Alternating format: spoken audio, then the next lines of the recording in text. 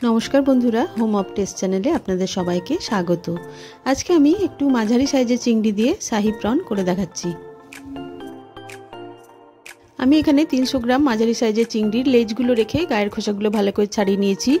दुटो पेঁয়াজ एकटा टमेटो मिहि करे कुचिये नियेछि। मशलार मध्ये नियेछि लंका गुड़ो, हलुद गुड़ो और 1 टीस्पुन जिरेर गुड़ो, 1 टेबिल स्पुन नियेछि आदा रसुन बाटा, 1 टेबिल स्पुन घी और 4 टेबिल स्पुन नियेछि सर्षेर तेल, 1 काप नियेछि नर्माल टेम्पारेचारे गरुर दूध और स्वाद मतो नुन और दुटो चेरा काँचा लंका, 1 पिस लेबू, एकटू मिष्टिर जन्य गुड़ और अल्प एकटू गरम मशलार गुड़ो।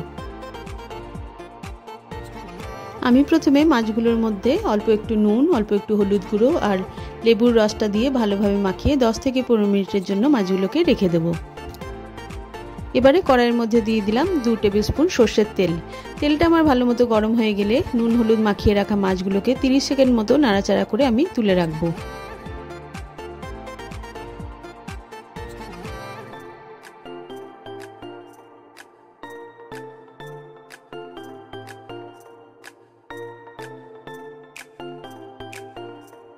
एबारे ओई तेलेर मध्येई दिए दिलाम 1 टेबिल स्पुन घी। तेल और घीटा एकटू भालोमतो गरम हये गेले कुचिए राखा पेঁয়াজগুলো दिए दिलाम।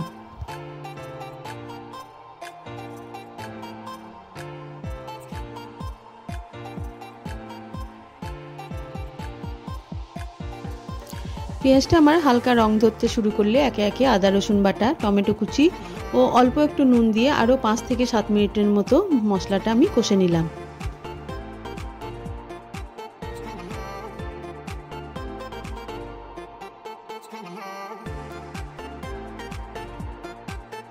এরপরে একে একে দিয়ে দিলাম জিরে গুঁড়ো, হলুদ গুঁড়ো ও লঙ্কা গুঁড়োটা। এগুলো দিয়ে আরও 3-4 মিনিট মতো নাড়াচাড়া করে নেব। এরপরে যখন মশলাটা কষবো তখন আমি অল্প অল্প করে যে গরুর দুধটা নিয়েছিলাম সেটা দিয়ে মশলাটা কষবো।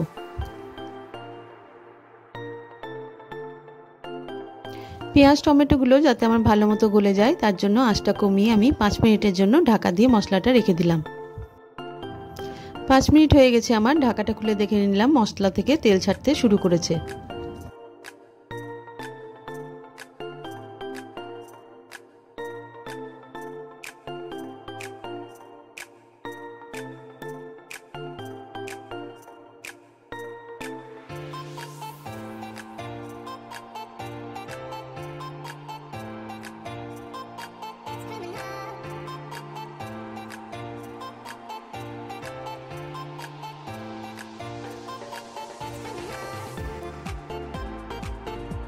এরপরে আমি দুটো চেরা কাঁচা লঙ্কা, মিষ্টির জন্য অল্প একটু গুড় দিয়েছি আমি আর অল্প একটু গরম মশলার গুঁড়ো। আপনারা চাইলে মিষ্টির জন্য একটু চিনিও দিতে পারেন।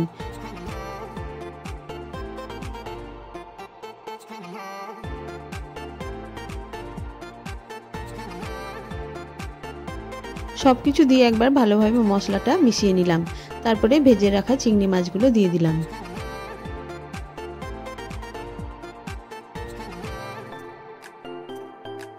চিংড়ি মাছগুলো আমার হালকা ভাজাই আছে। এরপরে আরও 3-4 মিনিট ঢাকা দিয়ে আমি রেখে দিলাম। ঢাকাটা খুলে আমি চিংড়ি মাছটা একদম পরিবেশনের জন্য তৈরি হয়ে গেছে।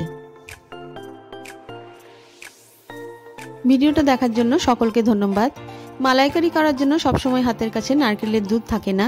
যারা মালাইকারি ভালোবাসেন তাদের এই রান্নাটা অবশ্যই ভালো